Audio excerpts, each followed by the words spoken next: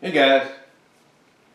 Well, we do know that tomorrow, officially, here in the US and in the western parts of the world, we are going to get the debut of Equestria Girls Holiday Unwrapped. Now, as I talked about and predicted, we are not just going to be getting Holiday Unwrapped, we're also going to be getting several other Christmas/Hearts-Warming Eve related episodes. The first one, I think, to start us off is going to be the first Hearts-Warming Eve episode they did back in season 2. I think that's the one that's kicking us off with. And then after that, we will get last year's Hearts-Warming Eve / Christmas special / holiday special, or Hearts-Warming Eve / Christmas / holiday special, best gift ever. And then preceding that, or coming on after that, will be Holiday Unwrapped. And then after that will be the G3 Christmas special, A Very Minty Christmas. Now, with all that said, the question is, will we be watching or will we be DVRing? Well, for me, yes, I am DVRing Holiday Unwrapped and Best Gift Ever, as well as the Hearts-Warming episode that comes on before that. But let's take a look at Best Gift Ever real quickly. We know that Best Gift Ever came out last year after Season 8, and it kind of acts like a bridging gap between Season 8 and Season 9. Or it doesn't.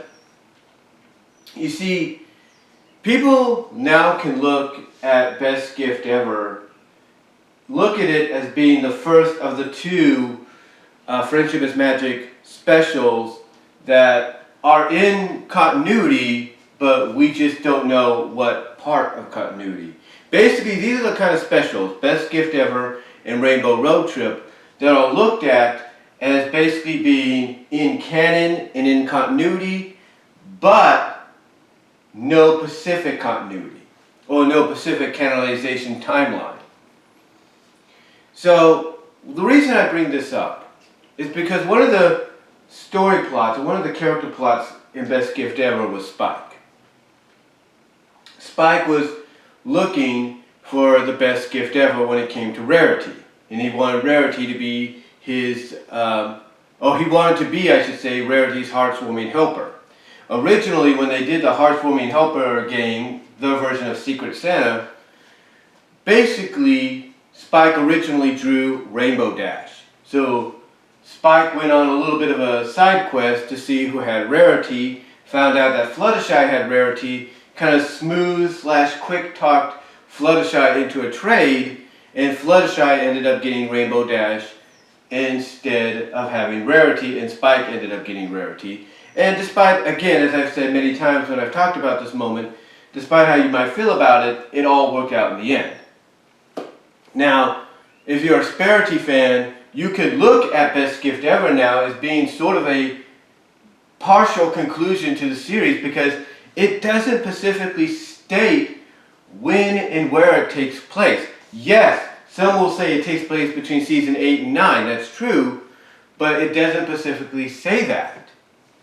For all we know now, it could take place between the ending of the end and Twilight's coronation.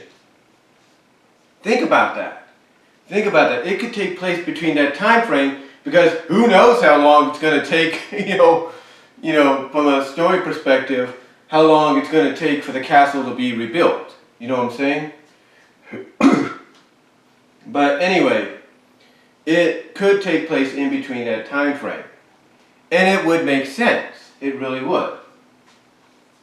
Now again, that's up to your opinion. That's up to people's opinion as to how they view it. Because one thing a lot of people will point out is, even though every season is one big continuity, although it seems that some things seem a little out of place, don't seem to really fit, if you will, within the continuity, it's still one big story. the reason the creators made these specials like Rainbow Road Trip and Best Gift Ever is so that you yourself can interpretate it as taking place at any time. Now, some might say, well, My Little Pony the movie happened and it got acknowledged in season 8. Yeah, it did, because despite the fact that it had more of a feeling of it took place between seasons 4 and 6, it was acknowledged that it took place between seasons 7 and 8. And especially right at the beginning, very briefly, the season 8 premiere. Now, with that said, however, like I was pointing out, with that being an exception, the two other specials, Rainbow Road Trip and of course tomorrow's Best Gift Ever, can be looked at as taking place at any time. So if you're a Sparity fan, what I'm getting at is you could look at Best Gift Ever as not just being sort of a semi-proper conclusion or a semi-partial conclusion to the series, but you could also look at it from the perspective of, oh, they're putting Spike and Rarity together now officially. And again, you could look at it from that perspective of it takes place between the timeline of the ending of the end, of the end of the ending of the end, and Twilight's coronation. You could look at it from that timeline perspective. As far as Holiday Unwrapped goes, right now it looks like Holiday Unwrapped, as I've mentioned before, is going to consist of a numerous shorts that are going to be interconnecting with within one continuity. In other words, all the shorts are going to interconnect with each other in one continuity story. This is very similar in a sense to what Disney has done with the movies Mickey's Twice Upon a Christmas and Mickey's Once Upon a Christmas. So it wouldn't be anything new for anybody watching Holiday Unwrapped, if that's the case, to notice that all these little short holiday themed stories are all interconnecting into one story, into one continuity.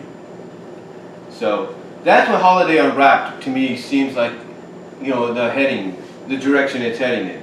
To be basically interconnecting stories that that connect together in one continuity, in one story, basically come together in the end.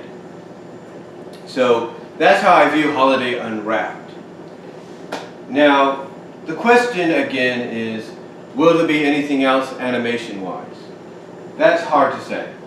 I do know that the people behind Double Rainbow, which was a fan animation from several years ago, very similar and identical to what you see on the show, has another MLP animation coming up in December, and that is Days Gone By. It may not be as smooth as what you see in the show, but it's very identical to where it could pass as being part of it. And again, that's something that a lot of fans have brought up. You know, whether they're established fans like Dr. Wolf, Lightning Bliss, Silver Quill, you name it, they've all brought up the fact that basically, even though the show is over, even Jim Miller and Nicole Dubuque and Josh Haber and all of them have said something similar, that even though the show is over, we the fans, as creative as we are, have the ability to continue it in any way we want. So, with that said though, guys, I just wanted to come on here real quickly, kind of give my thoughts, kind of do a little bit of an MLP discussion video, mostly talking about the two holiday specials upcoming. Tomorrow, the encore presentation of Best Gift Ever, followed up by the debut officially here in the U.S. of Holiday Unwrapped, and what's going to be aired in between them as well. So let me know what you guys all think though down below. What are your thoughts on both specials and how you view them? Comment down below. I'd love to hear what your thoughts are, and I will talk to you later. I got to get myself ready for work.